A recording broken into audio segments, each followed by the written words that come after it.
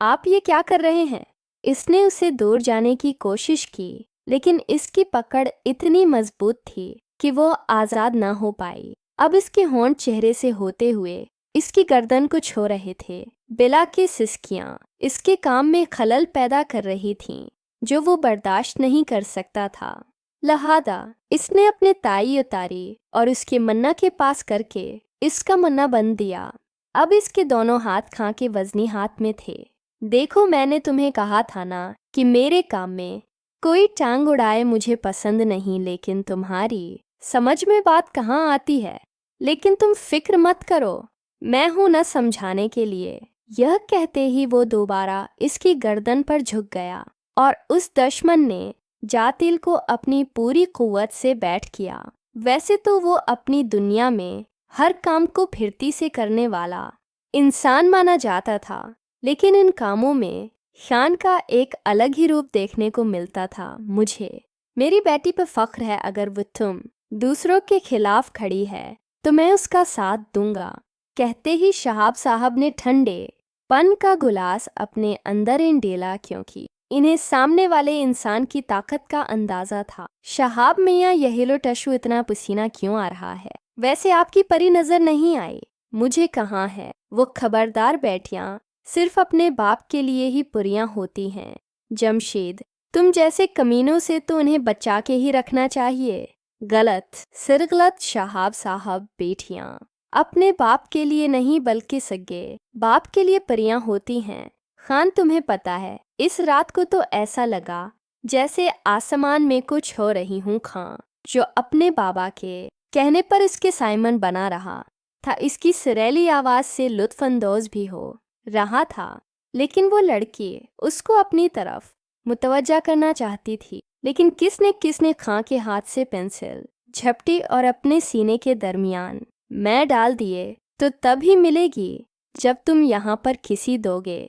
ने अपने होंठ को गोल किया और उसके सामने अपना मना किया। तो मुझे चैलेंज कर रही हो कि तुम्हें पता नहीं खां के लिए कोई भी काम मुश्किल नहीं है।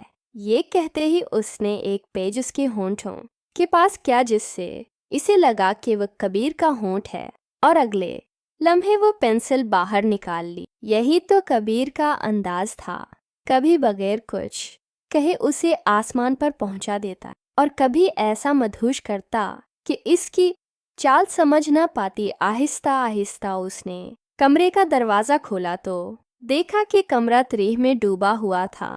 कमरे के ऊपर वाले छत पर थोड़ी सी रोशनी थी, जिसकी वजह से बेड पर सोए उनके चेहरे के नक्श वाज़ेह दिखाई दे रहे। इसके मना के दोनों तरफ लाल निशान थे। इसकी गर्दन पर भी जगह जगह ऐसे ही निशान थे। अगर आज वो यहाँ न आती तब भी कबीर उसे कोई नहीं सजा देता।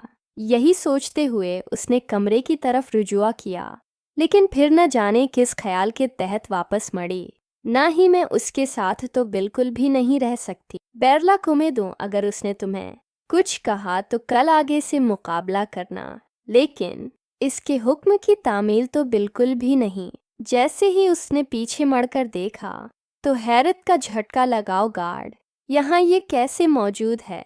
अभी तो सौ रहा था। उसने जब ये देखा उसके कदम आगे बढ़ रहे हैं तो फौरन पीछे की तरफ होती गई। खान चूंकि अभी नींद से जागा था, इसलिए उसकी आंखों में अजीब खुमारी थी। आप में यहाँ उससे पहले वो कुछ बोलते खां ने उसके होंठों पर अंगली रख दी। उसको दोबारा अपने इतना करीब बातें देख पहला ने अपनी आंखें बंद कर दें। आप इसकी नज़र व निशानात पर गई जो उसके अपने दिए हुए थे। उसने अपने अंगूठे की मदद से उन्हें शौलाया तो दर्द की वजह सिबिला के मुन्ना से सिकनी सी निकली। खान ने फौरन अपना हाथ पीछे कर लिया, जिसके फौरन बाद ने मौका देखते ही रख फेर लिया। लेकिन वो इसके चंगल से चक्र भी आज़ाद नहीं हो सकती थी, क्योंकि खां का एक हाथ अब उसकी गर्दन पर था और दूसरे हाथ से उस मैं बेला को इजहार को थोड़ा सा ऊपर किया। इसका एक हाथ साथ साथ इसकी गर्दन पर रंग रहा था। ये सब महसूस करके बेला की टांगें कांपने लगें। बेला नहीं अपने नाजुक हाथों से दूर दिखेलना चाहा, मगर इस पर कोई असर ना हुआ। मेरे साथ सुए इस चीज से मुझे थोड़ी रजी है, लेकिन कोई बात नहीं, थोड़ा बहुत कंप्रोमाइज तो चलता है। इसने तंजिया मुस्कुराहट की तेर चलाएं, लेकिन बला के आगे से कोई जवाब न पाकर उसने चीख के और जोर से बोला, लगता है तुम्हारे कान का भी इलाज करवाना पड़ेगा। हम वेरी गुड, ऐसे ही आगे भी मेरी बात मानना, अच्छे बच्चों की तरह। ये कहकर वो वॉशरूम चला गया।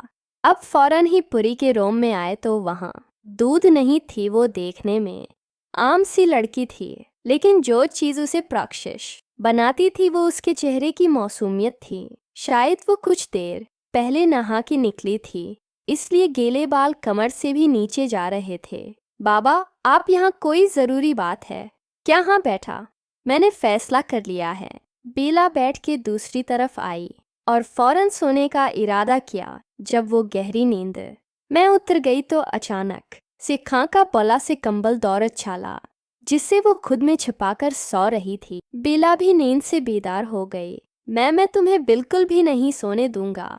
जाओ, जाकर चंगे करो। खिवार ने अपनी उंगली से इसकी तरफ इशारा किया। उसने थोड़ी देर पहले ही कपड़े बदले थे, गरे रंग का करता जिस पर गुलाबी कढ़ाई थी, लेकिन मैंने अभी तो बदले हैं यार। कितनी जाहिल हो तुम। अब ये बातें भी मुझे ही तुम्हें समझानी पड़गी क्या?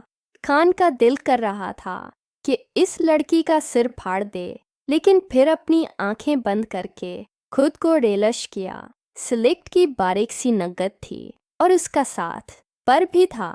अगर वह अपने पहन लेती तो भी उसके सारे इज़ा नमाया होते। इसने एक नज़र सामने बैठे इस शख्स पर डाली। उसने बेला को मजबूर करने में कोई कसर ना छोड़ी थी और अब वो अपनी बुएं उचकाकर मुस्कुरा रहा था। वो तो बस अपनी आंखें फाड़े उसे देख रही थी। लगता है ये काम भी हमें खुद ही अंजाम देना है, और किस्म से इस काम में खान एक्सपर्ट है। तुम्हें शिकायत का मौका नहीं मिलेगा। ये कहकर इसने टेबल से उठने का ड्रामा किया तो बेला भागती हुई चंगंग रूम में चली गई। वैसे ही बेला ने वो 90 पहनी तो ये देखकर शाकिर रह गई कि मैं भी ऐसी जगह थी जहाँ सिलेक्ट की बजाय नीट था, और वो भी सिर्फ वहाँ था जहाँ उसकी आज़ाद है। एक जगह से तो उसने अपनी दोनों टांगों को आपस में मिलाकर छिपा दिया, लेकिन दूसरी जगह से छिपाने का सोचकर वो वक्त ज़ाया नहीं कर सकती थी। यह सोचकर इसने पर पेन लिया और अभी 5 मिनट में से 1 मिनट रहता था, लेकिन इससे पहले बाहर आ गई। इस अपर के बावजूद इसके नशीबों फराइज भरे हुए थे। वो खां को देखकर अपनी को सब पर से छिपाने लगी। यहाँ आओ जल्दी। खां, जो टांग पर टांग रखकर टेबल के सामने बैठा हुआ था, अपने पास आने का कहा। वो कांपते कांपते कदम उठाती उसके पास आई और एक सिंगल सोफे पर बैठा था, जिसके आगे टेबल था। तो ये अपने साथ बैठने का इशारा क्या और थोड़ी सी जगह दी। क्या मतलब बाबा, आप चाहते हैं कि मैं आपको छोड़ के चली जाऊं? नहीं, ऐसा सोचिएगा अभी मत बाबा। हम दोनों के अलावा और हैं भी कौन? हमारे साथ परी ने जैसे ही सीना के शहाब उसे पेरिस भेजना चाहते हैं तो उसने फौरन इसके खिलाफ एहतिजाज करना शुरू कर दिया।